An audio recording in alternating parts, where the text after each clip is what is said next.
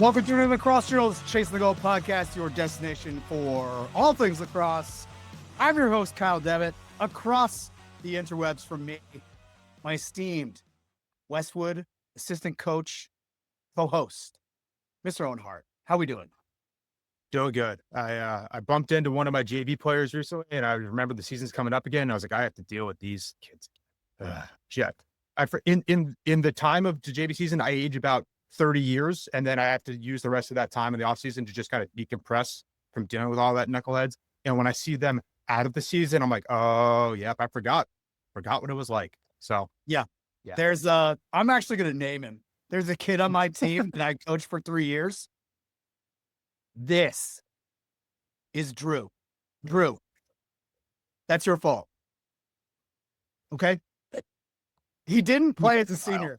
He didn't play as a senior because he knew he couldn't play JV. And I'm literally like, he's one of those kids where like I would yell at him or like instruct him, and he would just like look at me and smile like the Joker.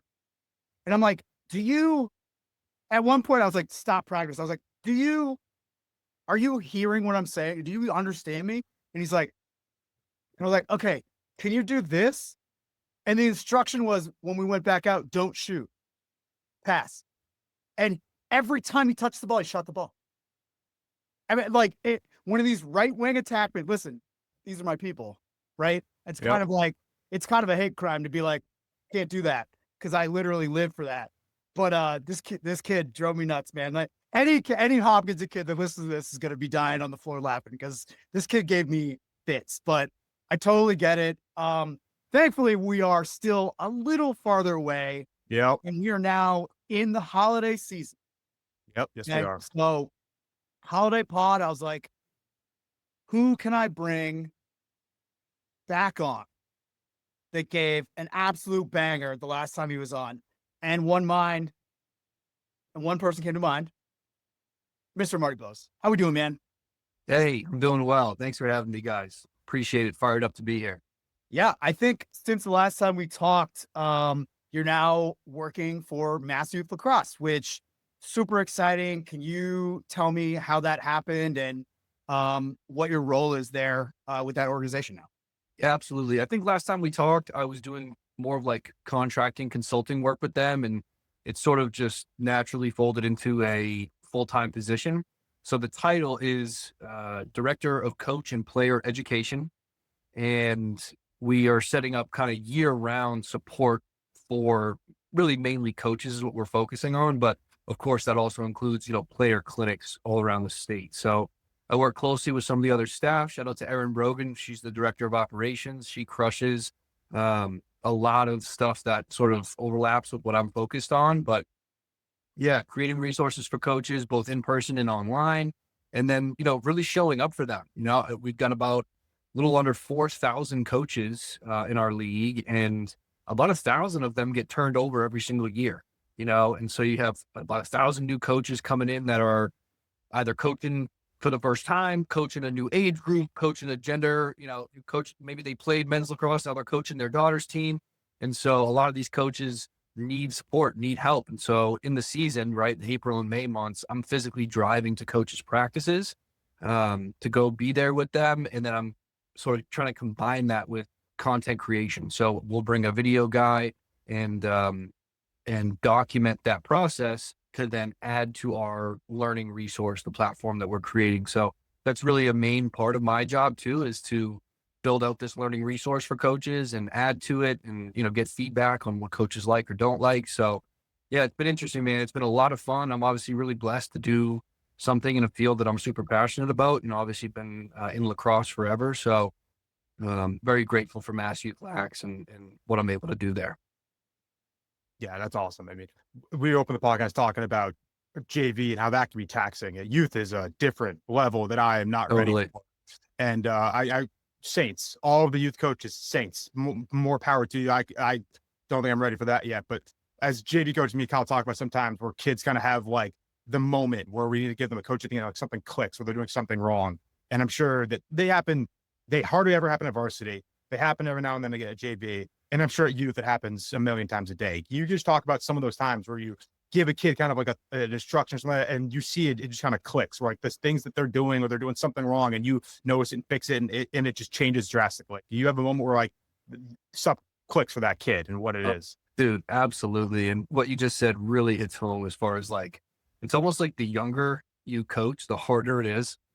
Yeah. Like the K1 and 2 level is like so freaking hard. And there's so many coaches out there that, they played high level and then they start coaching that age group and they're like, dude, I am more humble than I have ever been because this is so hard to get them to line up on a line or like get to the cone, But yeah, man, I think that's why a lot of people coach is what you're alluding to is getting to witness that aha moment, when something clicks and you're like, oh my gosh, they're getting it, right? For me, the example that comes to mind that happens quite often, I really try to encourage it early and often is the skill set of catching the freaking ball is so hard. Catching is so hard. And, when you see someone like, work to get open and, they make that catch and you can just see their body is like, oh my God, like they're surprised they caught it, they like, cause they're not used to it. That's an example of like, it just makes it so rewarding, man, because I've also seen on the other side of that, people just get so frustrated, like because catching is so hard, kids can shy away from it or like not want people to pass them the ball because they're embarrassed that they might drop it and whatnot. So, yeah, that's where my mind goes. Just catching is so hard. And one thing I like to tell kids, this might be helpful for any coaches out there, is like if you watch high level varsity lacrosse, college lacrosse, pro lacrosse, they still drop the ball sometimes. That's how hard catching is. The ball still gets dropped at the highest level. When you're under pressure, you're running full speed, man, that thing is hard to do consistently. So yeah, I think about those moments where I see a kid catch a ball and he's like, oh my God, I got it, and that's an extremely rewarding thing to see as a coach. Yeah. Owen kind of said he wouldn't coach youth. I did coach youth in my new town in the fall. And I don't want to talk too much about it because I am speaking on it at the New England Youth Lacrosse Convention coming up. Kevin Vardy asked me to come out and talk about it because it is nothing prepared me for it. And I ran a thing last winter where I worked with younger kids all the way down. And like you said, I stopped working with K-2 for kindergarten. I was like, I can't. It's a different ball game. Like the veins that were popping out of my head, I haven't seen them in years, right? Since I coached college. And I was like, okay, I need to relax. Like I brought in like an assistant to do it. And then I moved it and I was doing middle school kids and a little bit of high school, but the real group was the middle school kids. And the thing that's interesting is the skill level was like this when I did it last winter. And then when I did the town one, the youth, which was just 4th through 8th, it was closer, but this right here was still so much higher than this. Totally. So everything I planned was worthless. Worthless. I'm like, this is all right. We're going to do dodging today. I had like a whole unit. I can show you the I have a whole sheet and I'm like, all right, we're doing this day, this day, this day. And I have an hour and I'm like, I finished warming them up and we did the first drill, which is just our box drill from Hopkinton, which is a continuous line drill in a box. Sure. Pretty easy, right? And I watched them do it for 5 seconds. I was like, I am in trouble. Yep. This is rough. And I'm like, ground balls, and I think that's the de facto that honestly for me, it's great for the kids, but it's also like where I get to think because like I can teach you how to do it and I'll do it this way. And we're just digging and pushing, smell it, hear it. Right. And that's the thing that works with the younger kids that I still use with high school kids. They get annoyed at is like the same analogies and the same like terminology of like, all right, we're going to dig, we're going to punch the ground, we're going to smell it, we're going to hear it. And they're like, Coach, shut up. And I was like, do it. Like, smell it. I want you to freak up 50, like, and then they're like, but the technique doesn't change. And if you can ingrain it in the youth, especially for ground balls, because I think it's the easiest for ground balls. Like you were saying, catching is hard. Throwing is very hard. right? So my second day, I took everyone's stick and I was like, okay, balance point, and I put a piece of tape in the middle. And I was like, we're putting our hands here. And like kids kept like sliding. I was like, no, just here when we throw. And we're putting it on the shoulder. We're aiming it like a rifle. We're sniping and we're pushing. That's all we're doing. Right. And some of the kids got it and some of the kids just kept moving their hands. So I did a thing where I taped their hands. Did you do the Friday Night Lights? Don't fumble the football. I'm gonna take you did that. Right. Yeah. Dude, I did that to a kid in college who kept going one-handed when I was coaching college. I was like, guess what? Come here. Now we're not doing anything. You go one-handed, you're going to rip your glove off. So, but with the kids, it's good because like you can move this hand. The bottom hand, what I was telling them is like your bottom hand doesn't do much, right? It's just kind of like your guide, right? Like it does when you get older and you're kind of, I use it as like an aimer. So I'm telling them like, I'm speaking to them in like video game language. I'm like, okay, you guys play like first person shooters. You guys play like Call of Duty. All right, we're aiming. We're in the sight. We're sniping. And I was like, close your eye. And they're like, what? I was like, close your eye like you're sniping. And they're like, okay. And that really like worked with them. And I think it's like the major difference is you're teaching everything from such a base level. One, everyone knows that. The second thing is like, you have to like get to their level of communication. And like, I have a cheat code. I have a stepson who's in 5th grade. So I like understand a lot of their lingo now, which is so annoying to all my high school kids, because I know what they're saying on the sideline now. But I'll like walk them through stuff. And the thing that you have to do is like connect something they like to what they're doing. Cause a lot of them aren't going to like it. Like, that's the thing is like, I don't like learning. It's not a video. I can't watch someone play a video game on YouTube. I don't like it. Right. Like you have to get to a level that meets them where they are. Right. And I know we say that all the time, like meet kids where they are, meet players where they are. With youth, it's like meet players where they are, and if you don't do that, it's going to be really tough. You can't run an authoritarian practice. No. Youth kids. Right. And I think that was the biggest lesson I learned.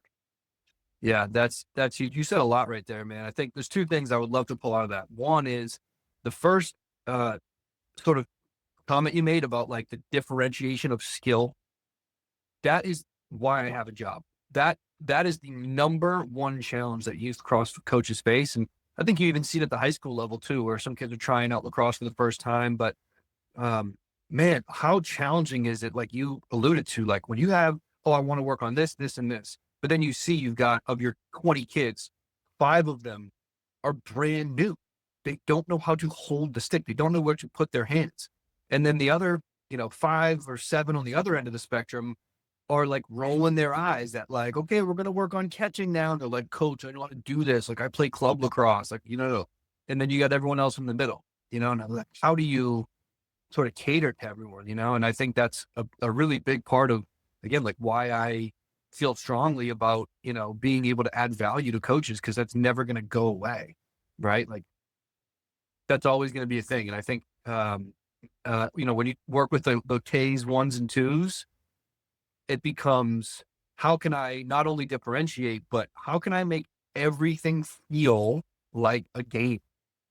Because to your point about meeting them where they're at and like making it about something they want to be doing, all they want to do is play.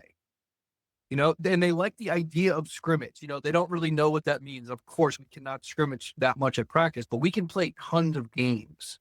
We can do a lot of small-sided games. We can, after we do a couple technique drills of scooping, we're going to play Hungry Hippos. People get fired up over Hungry Hippos, believe it or not.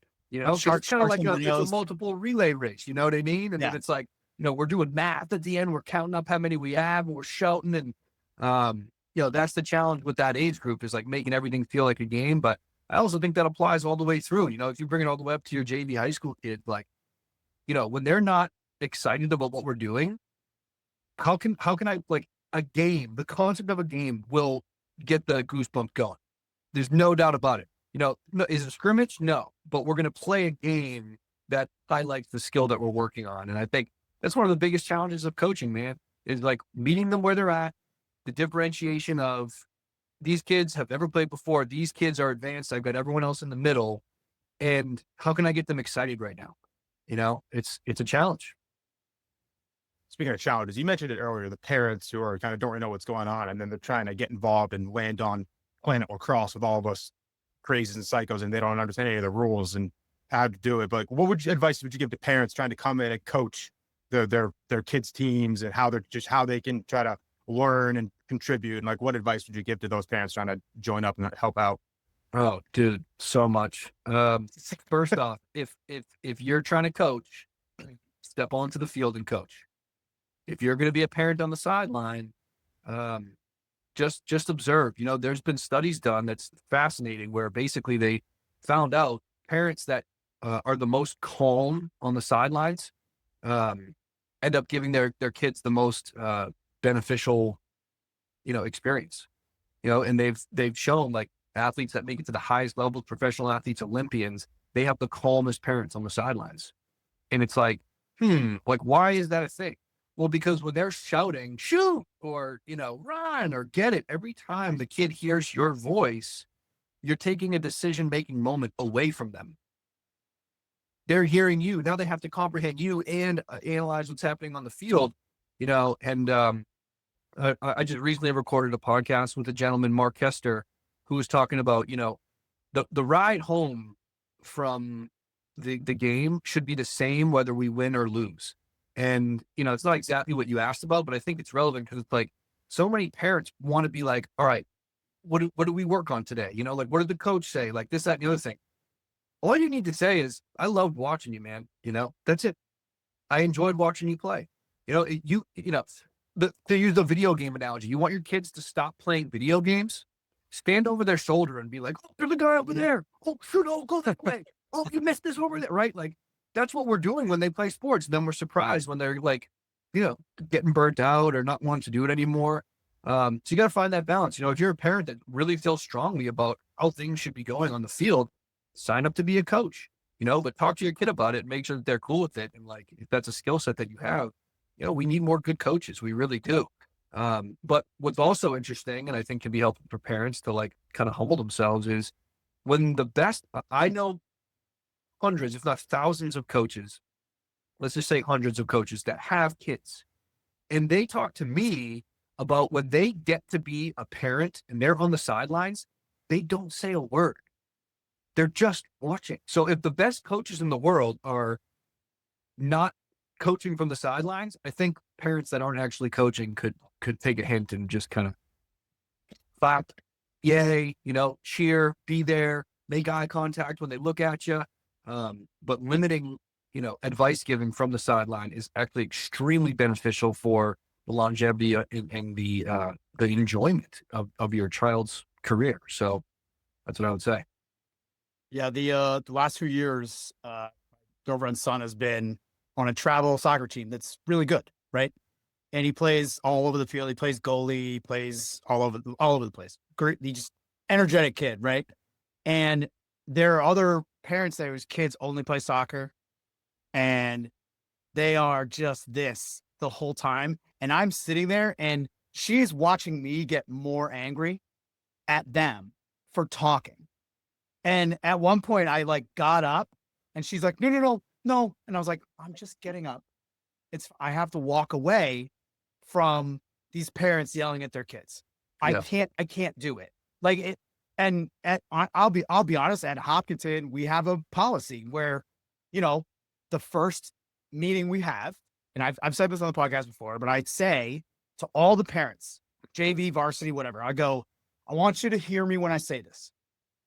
Listen to the things I am saying, not the way I am saying them. Okay? It does not give you free reign to say the things that I am saying. I'm a coach. He is a coach. We don't need you guys yelling at the other team. We don't need you screaming anything at your kid. Save it. Like, it doesn't help. And a couple of them are like, they always get a couple looks like, what? Like, I've been yelling, and the parent, some of them have a little self-reflection there where they're like, maybe I shouldn't have been yelling the whole time. It negatively does impact the kid. And it's interesting because, like, now the parents, I've known them for a while, they know, like, kind of when I'm annoyed, because I'll just walk away. It's a very regular practice. Put it that way. Like, I Yeah. can't stand the screaming for, and by the way, the other team does it too. And I don't, I just walk away from that too. I'll like move my seat. I'm on a soccer sideline. It's America. I can move, like, I don't need to sit in one spot. Right. And I think that's something that I think there should be parental etiquette that gets programmed in when they're at the youth level. And it just doesn't. Yeah. And that's all sports. It's not just, I don't think it's a complaint for lacrosse. I think it's a complaint for youth sports is being civil on the sideline, in the stands, like, just cheer for your kid. And if someone yells back at you, smile. Do what I do when I'm in Massachusetts traffic. And instead of the bird, we just do this. Oh, it's worse. Oh, did I cut you off? Yeah. Right. Great.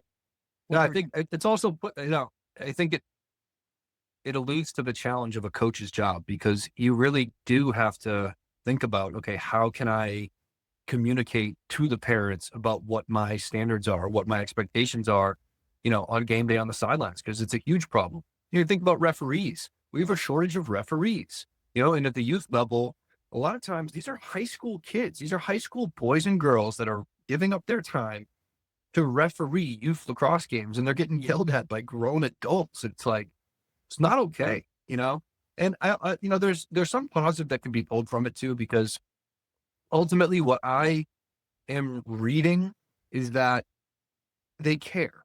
They're like invested, like they care enough to like get angry when a call goes, the wrong way, in their opinion, right? They care enough to be like trying to help their kids. And I think it's an educational thing. If they understand that it would benefit their kids more to be calmer and just a fan, I think maybe they would start to behave differently, right? But yeah, I think that's an onus on the coach that not a lot of coaches realize is something they need to deal with until it's a problem.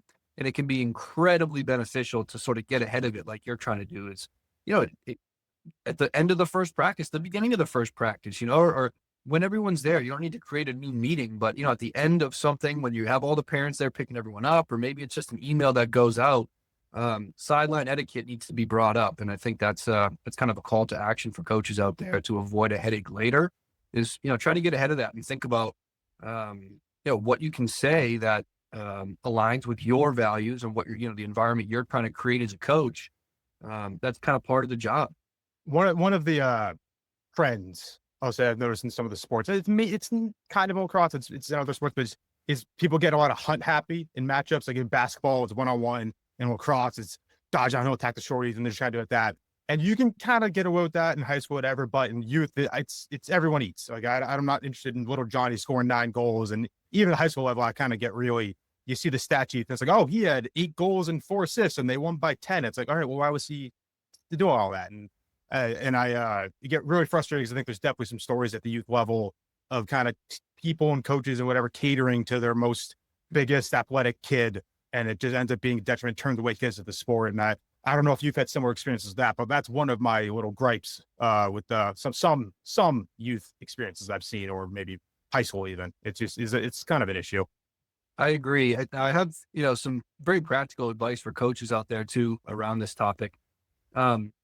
If I am coaching a youth team, and in some cases there's a rule, like a pass rule, right? Of like, oh, you got to pass it once before you shoot, or twice. I think it actually got moved from 2 to 1, but either way, the hope behind creating that rule was, we're trying to avoid that. We're trying to avoid that one kid from just ball hogging, right? But then what happens with the 2 pass rule?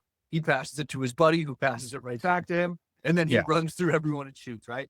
And what I've done in practice environments, it's incredibly beneficial for this, and for one of the hardest things to coach in lacrosse, in my opinion, which is off-ball movement, right? Mm-hmm. It's pretty obvious. The kid who's got the ball, who's getting chased with someone with a stick, they run, right? But everyone else on their team tends to kind of watch. And so how do we, promote more off-ball movement? And what's been helpful for me is, within a game environment, I usually like to do like a small net and a tennis ball. So a small-sided game environment, it might not even be full field, like a half field. We've all played half-court basketball, same kind of thing. You've got like a clearing cone, and 3-on-3, 4-on-3, 4-on-4, 5-on-5 type of environment.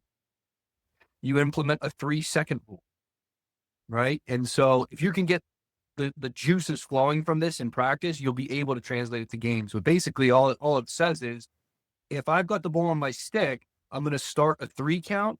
And if I get to 4, I'm blowing the whistle, and that's a turnover.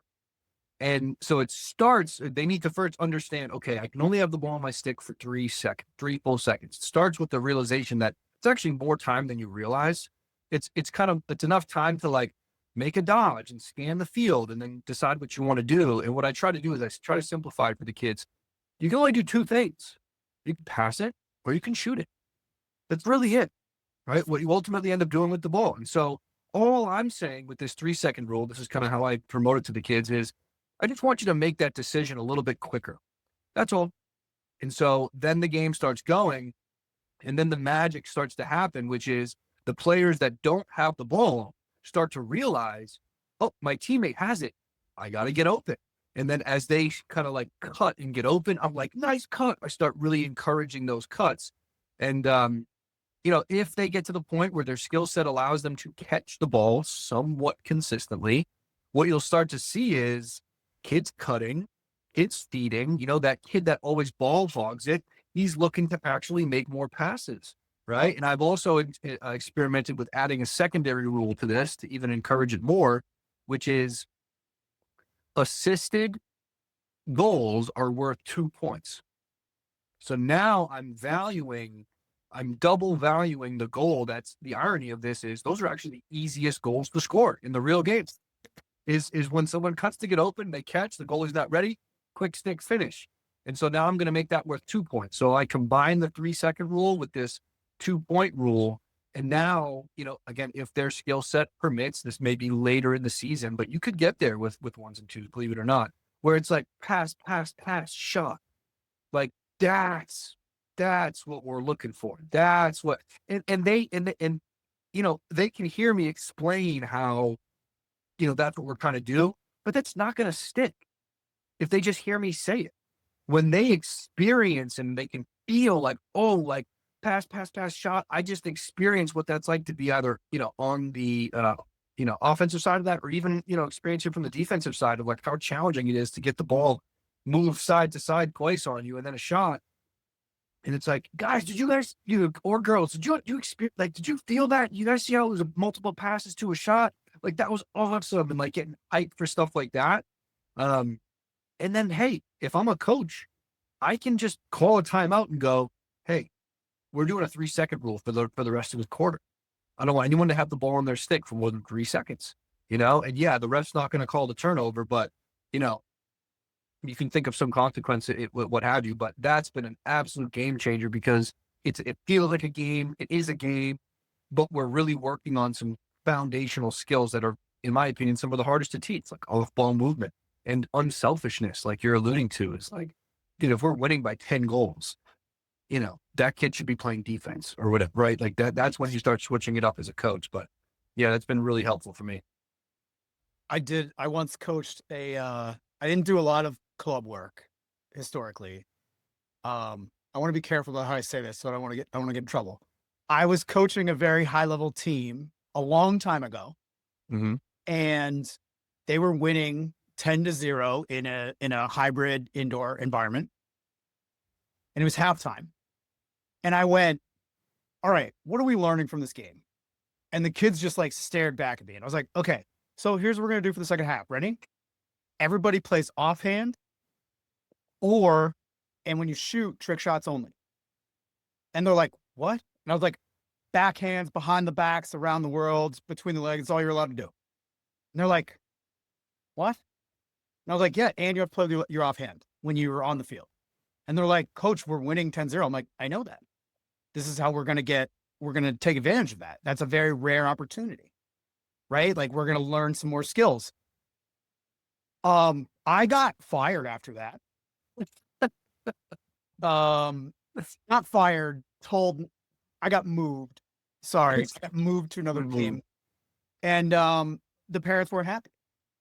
And it's like, why? Did you want to win 25-0 over this team that is like a free agent team? Is that what you wanted? You know, like that's where I kind of went, oh, I don't belong doing this. You know, like that was kind of my thought process. And I think that's where we're at. And no, this was a long time ago. So again, I'm not shading anyone presently. It was a long time ago. Things change. But I think now that has trickled down somehow because the skill level is higher earlier, right, than it used to be. I think that kind of, and I've also seen this with parents coaching an indoor team. I coach a middle school indoor team now, and the parents are like throwing their hats when their kid passes. And I'm like, I see it. I'm like, why are you mad? Like the kids come off and I was like, okay, we're winning by 6. Let's, when we get it, we want to settle a possession. Let's move it around. Let's get an assisted goal. Okay. No more of this running down through the middle and shooting. Like we want to get a pass. And I tried to do 2-pass rule and exactly what you said happened. That's why I was laughing when you said that. And I was like, oh, right. Of course, they're just going to go 1-2. But I was like, move it around the whole way. We have to run around the back of the net. And they're like, why? And I was like, because I said so. Just do it. Like you have to move the ball through X, you know? And they're like, you know, 5th, 6th graders, right? They're not, they don't get it. But I'm just kind of like, you will understand when we play someone better. Then we play someone better and they're passing across and getting dunks. And I was like, see? And they're like, yeah, but one of the kids literally looks me in the eye and goes, yeah, but I didn't have a lot of goals. And I was like, lean down. I'm like, how many assists did you have? And he's like, I don't know. And I was like, I do. 7. Why are you upset? An assist is just as good as a goal.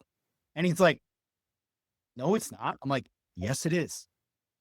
Ask anyone. What's it worth? And he's like, what do you mean? I'm like, what's it worth on the sheet? He's like, I don't know. And I'm like, 1. What's a goal worth? He's like, 2. I was like, no, 1. It's the same. Get it? You know, I got like, I was like, it's the same. Please listen to what I'm saying. And I don't know if it's stuck, but because the kid's straight up, he's just going to shoot. I can't change that about your personality. You know, like, it's not a defect. I'm that way too sometimes, but like, we need to normalize putting assists on the same pedestal. Like, you know what would help lacrosse a lot? Hot take. This is my rant for the podcast. Go for it. This is my one. I might have another one later. Make second assists count. Yeah, make hockey assists count. Yeah. Yeah. I agree. I agree with that. Across the board. And hate me if you want. You're wrong. It encourages passing at the youth level. At the college level, we're going to see an explosion in stats. It's going to be awesome. Everyone's going to be excited to pass. The D-mids are going to have points finally. Everything's going to be great. The world count in box. Do they count in box? Yes. Yeah. Okay. I thought so. I wasn't sure. Yes. Yeah. And they should count in field. I think they should too. I agree with that. Yeah. Marty, what's your take on that? I don't hate it. I don't hate it. No. You know, guy dodges down the alley, draws a slide, hits through X, one more pass to a shot. Like, yeah, why not? That. If you want to equalize it, have a goal count. Like this is antithetical what I just said, but if you want to equalize it out, have the goal count as 2 points on the stat. You know, like how we do stats. I have a stat that I use when I do All Americans for Division 2 and Division 3, and I don't just look at assists and goals. I also look at a magic third number. Do you know what it is? It's not ground balls. You want to guess? Oh, and you know. What? What makes you a good player other than scoring and assisting? Other than ground balls? Not turning the ball over. Yeah. Okay. Goals plus assists minus turnovers is your actual number in my head. Right. And that does not apply to this conversation with youth kids because we want to encourage them and turnovers happen. Like turnovers are part of lacrosse, right? As we get higher up in the levels, and even with a shot clock, possessions matter, early offense matters, late offense matters, all those things. But if we can put the idea of responsibility when you're carrying the ball into a kid's head to move it to a place that's better, I think that's the way you frame it. You know, you don't frame it as you have. I like having the constraints, right? Constraints are important, but the outcome of constraints are also important, right? Does that make sense? Yeah, I'm with you. I'm with you. Yeah, I think, that club example you gave too of that parent on the sideline of like upset their kid didn't shoot. I think it gets complicated when there's more money involved. When people are paying for an experience, I think sometimes it can be a little bit more entitled, but yeah, I think about the way that kids frame their goals, and like your point about making hockey assists more relevant in field lacrosse, like, it allows for that glorification of passing the ball. But, for players that are trying to, at least from an offensive standpoint, trying to put up numbers, it's like, it could be incredibly detrimental to a performer when they're after the result. Like, there's a really easy distinction to make between like the behavior and the result. What is the behavior that gets you a goal? It's a shot. So if you're going to set a goal for yourself, it should be to take a certain amount of shots per game. But then what's really even more valuable that could be helpful for that parent on the sideline is being able to define what's a good shot for that player versus a bad shot. If you're, learning, if we are in the early stages of a possession and we just played a lot of defense and you're going to try to ISO and shoot on the run with no backup, that's a bad shot because of the context and because of X, Y, and Z. Like, that's not a good shot. So if you're trying to take 5 shots this game and, that was one of them, well, we need to coach that up. That wasn't a good shot. And so like that can be helpful for a parent that's like really invested and wants to see their kid do well, is like, do you understand what a good shot versus a bad shot is? Like, that there's an education process that can take place there, but I get concerned too about parents that get so upset by that, because it's like, I'm curious. I'm like, did you have some sport career that went really poorly in your life and you're trying to live vicariously through your kid? Unfortunately, I think that's more common than I would like to really admit. And I think that's unfortunate. And ultimately the kid loses, the kid suffers because of that. Yeah. And it's either that or they didn't, and they don't understand. Right. Like those are kind of the two parts of that spectrum, right? And there's other reasons, obviously, when people get upset. But I find that like, if there is a parent, and then there's parents that like never played sports at all and like don't understand what's going on. And that's a whole different thing to deal with, especially at the youth level, where like I have tons of conversations with people on the sideline where like that aren't lacrosse people. And they'll be like, oh, like why lacrosse? And I was like, not good enough at everything else. Like, like that's like my default answer. But the truth is like, I really love it. And it's like become my life. And I'm very like, I worked really hard for it. And I'm very happy with all the things that it has given me. And now I give back to it.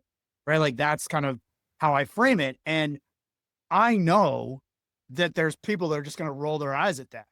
And I know that they're going to be like, well, you work in lacrosse. Like, how, are you making money? I'm like, sure. Like I live, like it's fine. I'm not like, I don't have a boat. Like someone asked me that the other day. They're like, oh, like how much you make? I'm like, well, I don't have a boat. And they're just like, what? And I was like, think about it. It makes sense. That kind of disconnect of game knowledge is at the youth level. I think the conversations are way calmer and easier than they are when you ascend, right? Like you can be like, okay, this is an offside. Like it's pretty easy to explain an offsides to someone. It's easy to explain the crease. It's not. I don't think lacrosse is a difficult thing to watch after the third time you've watched it. Does that make sense? Like, I think there are other sports that are like, there are people that in America, the majority of America still does not know what an offsides in soccer is. like even explaining goaltending to someone that doesn't watch basketball is hard. You know, like these are things that like we have to make everything easier in lacrosse for parents to understand. And the problem is their exposure is sometimes PLL, NLL, NCAA. And now we're going to have sixes.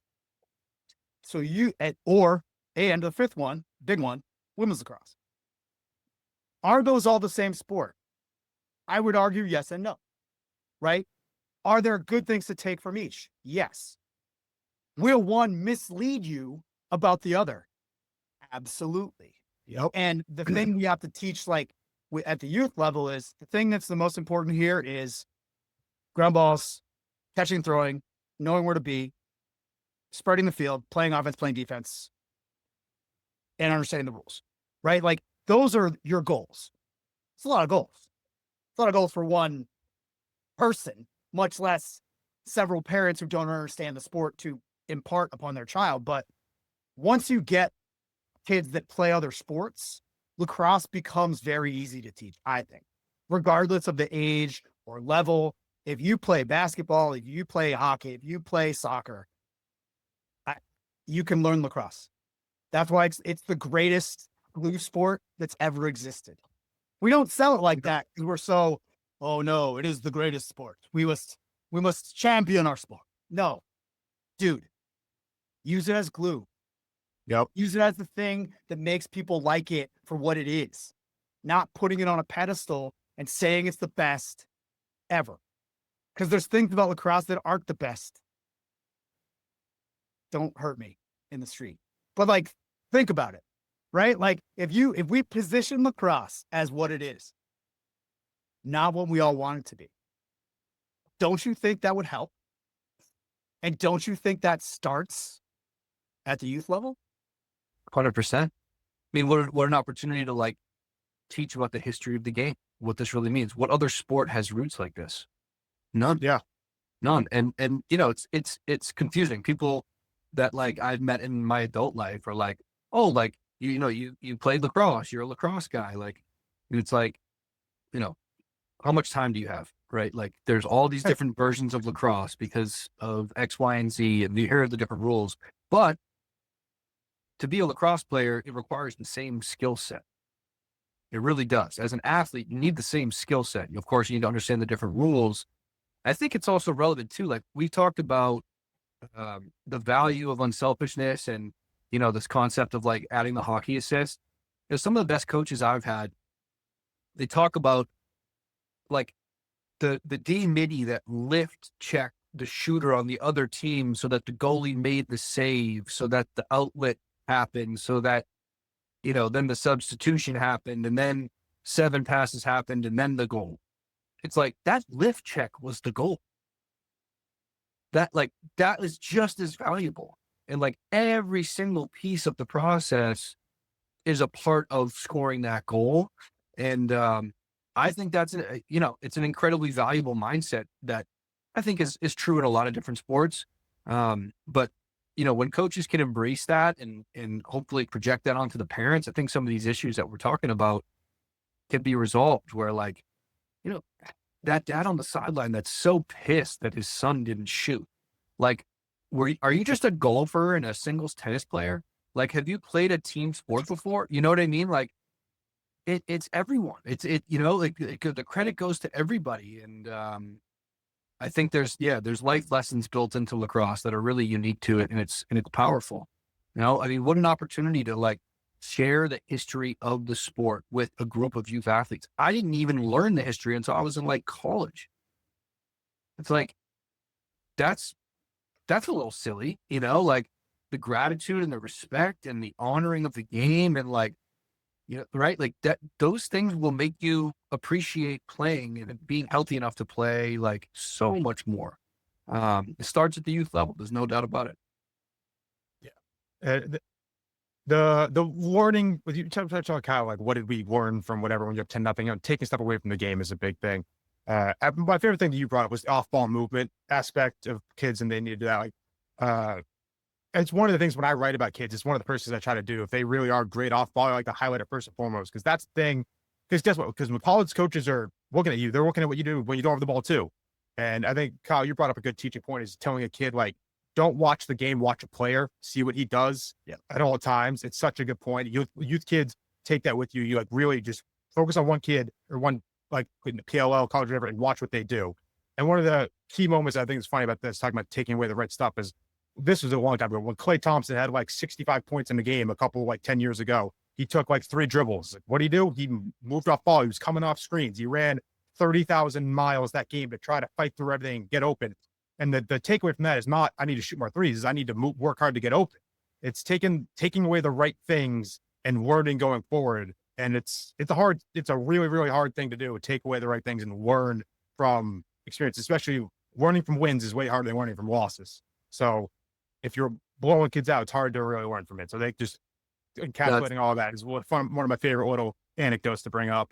I appreciate that. It's a beautiful point too. And I think it's relevant to what I said earlier about behavior-based goals. You know, if you're a high school kid or even a college or a pro player listening to this, if you've got a goal to shoot a certain amount of shots per game, as opposed to, scoring a certain amount of goals, because you understand the benefit of behavior-based goals versus results-based goals, set a goal to have X amount of cuts per game, per possession even, right? And like, what's a good cut? Like across, like, a waterfall, like I'm going to cut as a lefty. I'm going to start the high wing and I'm going to cut across the cage and then I'm going to loop back behind the cage and end up in my lefty spot, as opposed to just jogging over to my lefty spot. Like I'm going to either get open or I'm going to bring a defender with me. And that is a good cut, and like, what is a V cut, right? These little things that we only do if we think we have the chance of scoring, as opposed to, no. I cut really often and very hard as a part of my game. And I've actually built a behavior-based goal around it to cut as often as I can. I'm going to try to cut twice a possession. It's like you're alluding to. College, if you never get the ball, but you cut all the time, you will get noticed. Maybe not by your ball carrying teammate, clearly, but like the coaches that are watching are noticing that. And, like if I'm going back in time and I'm going to, play my high school days and college days and pro days again, I'm going to cut more. I'm going to really emphasize moving harder with intention. Now knowing, a little bit more about the game and having a higher IQ, there's a lot of value. The cutter creates the space. Yep. You mean, like the cutter creates the space. Well, if I cut, that space that I just vacated is now open for someone else to cut into. And like, that's an unselfish thought. That's a team-oriented thought. So yeah, I appreciate you bringing that back up. And if I'm a high school player, college player, I'm going to start orienting some cutting goals, because there's a lot of value there. I'm going to give just a tip to like even youth kids. If you play offense, okay, this is mostly for attackmen. If you're an attackman at youth and you want to get the ball more and you want to get open, don't stand. Even when your team doesn't have the ball, move the entire. I do this as an adult. Everyone hates me that we play against, not because I score or have assists. I am constantly trying to stand behind you or next to you or on the other side of you or in front of you, just so to make you walk 2 steps and then walk backwards 10 and then run to the half line and then run. I'm the most annoying person that's ever lived playing lacrosse. This is a fact. And my kids didn't know this until like I suit up with them every once in a while. I'm coaching high school and JV. And they're like, I'll be in a drill and I'll be on the other side. And the kid, and I'm like, I'm over here. I'm like, yell at the kid that's covering me and he'll turn and then I'll run behind the cage and I'll run up and I'll run to the side. And he's like, we're not even doing a drill when you're supposed to be running. I was like, I know that. This is how you get open. This is how you annoying people is the great skill in lacrosse. On defense, if you want to flip it on its head, tap, tap, tap, tap, tap, tap, tap. Oh, I'm going to tap you every time you touch the ball. Tap, tap, tap, tap, tap. Instead of these huge slaps that everyone does. Like I grew up playing defense. All I would do is stand. I would put my foot in between their foot if they didn't have the ball. And if they had the ball, I would come out and the first thing I do is tap, tap, tap. And like, not to like take the ball away, just to see what they're going to do. right? Like just get in the distance. And that tells you everything you need to know. And if you're playing offense, you just stand behind your guy or get your guys to switch. I play men's league and dudes just hate switch off me. Not because I'm good. Again, I want to make that very clear. It's not because I'm good or I score. I'm walking, running, jogging the entire game. The entire game. And if you can do that when you're younger and you can get used to never standing still when you're on the field unless you're a goalie, that's a huge piece of lacrosse, because guess what other sport that's true for? All of them. All of them. Right? Be annoying, always be moving, always, set screen, roll off the screen. Don't just set a screen. This is what I try to teach screens to kids, and they're like, okay, set a pick. I was like, now what do you do? And they're like, pop back out. I was like, no. Open your leg, hinge out, or slip it and don't even set the pick. They're like, oh, like there are pieces that we can bring from other sports to teach lacrosse we can keep ascending at the youth level and teach, like you can teach a youth kid a double pick, right? Instead, what I see, no shade on anyone in particular, we just teach clear out sweeps. And it leads to what I think is the worst shot in lacrosse. The worst shot in lacrosse is the full sweep, back foot rip. The worst shot in lacrosse. Am I wrong?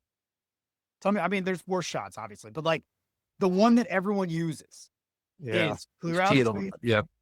And I'm talking youth. I'm not talking high school. I've seen youth teams do this where like they have a kid the fastest kid run across to try and score. And I'm like, okay, I guess that teaches the other kids to move, but like, is that what we're going to do every time we need a goal?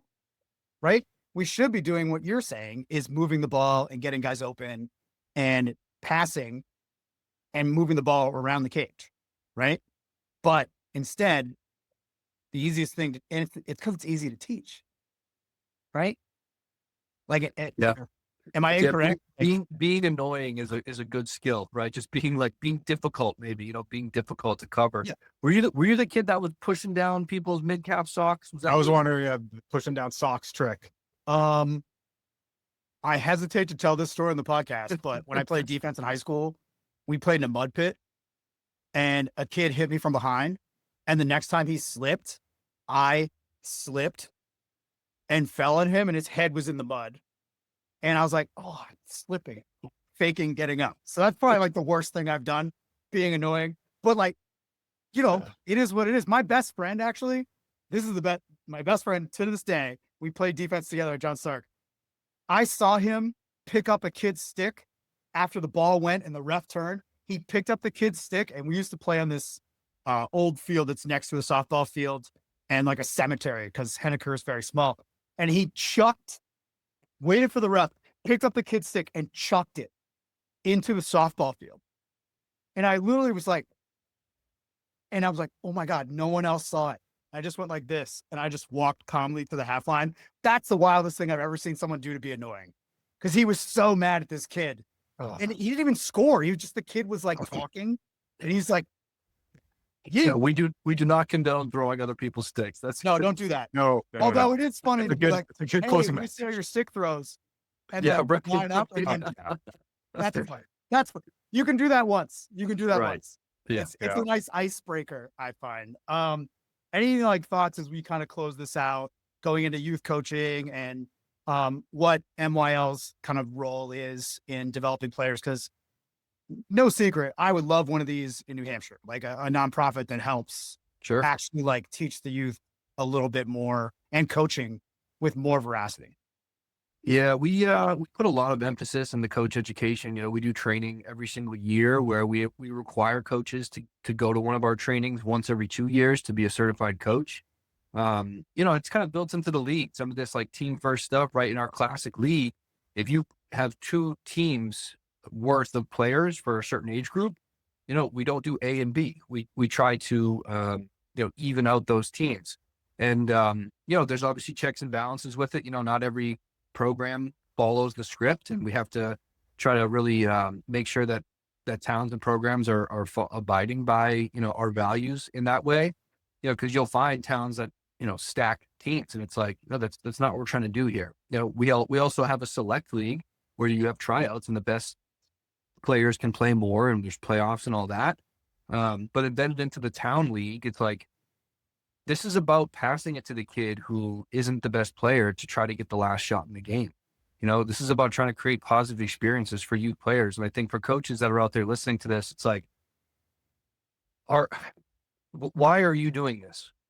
Starting with your why are you showing up to practices? Why is this important to you? And what are the values you're trying to instill? And it's not going to help to be criticism oriented. You want to be more encouragement oriented, right? Like, how can you bring the positivity to your practices on a consistent basis? And the only way you're going to have the energy to do that and really show up in that way is if you're really in tune with your why, without being cliche. Like, it's just the truth. Like, to really show up consistently with high amounts of energy and clarity of, like, the ability to handle that differentiation of skill set. Because it's not just about the differentiation of skill set. It's also, some kids are only there because their parents signed them up and they wanted daycare from 3 to 5 p.m. And some kids are there because they're fired up about it and they love lacrosse and they want to play at high school. And some kids are somewhere in between. And it's like, if you as the coach have the ability to be inspirational because your energy is projecting onto them of, like, we're excited to be here. We understand the history of the game and we're grateful to have this opportunity to hold the stick. And we're healthy enough to play, like, regardless of wins and losses. How lucky we are. And, like, that's powerful. If you can show up in that way for a group of kids consistently throughout a 2 or 3 month period, that's going to have profound benefits. And anyone who's played sports growing up, you remember the coaches. You remember how the coaches made you feel. Your favorite coaches. It wasn't because they were so knowledgeable about the game. Maybe they were too. It's usually because they fired you up. And so that's my call to action to coaches, is get in touch with your why. So that you can be more encouraging than criticizing. And yeah, we do have to correct and help players improve their skill.